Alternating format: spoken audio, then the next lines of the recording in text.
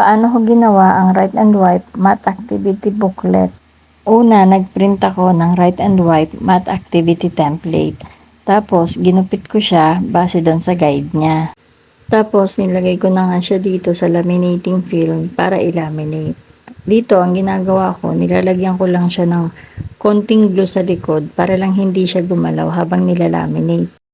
Sa isang laminating film, 3 yung nakalagay na math problem. Tapos yung cover para sa harap at likod, magkasama lang siya sa isang film. After ma-laminate, ikakat ulit siya. Tapos, ginamitan ko siya ng corner puncher para hindi matalas yung pinakang kanto niya. Tapos, binutasan ko na siya gamit ang binding machine. After magbutas, inadjust ko na tong nasa gitna. Yung mga number dito, kung ano yung metal binder na gamit mo, dun mo siya itatapat. Tapos, meron ditong parang sampayan sa likod. Dito nilalagay yung metal ring binder. At ayan, nilagay ko na dito yung mga binutasan ko kanina.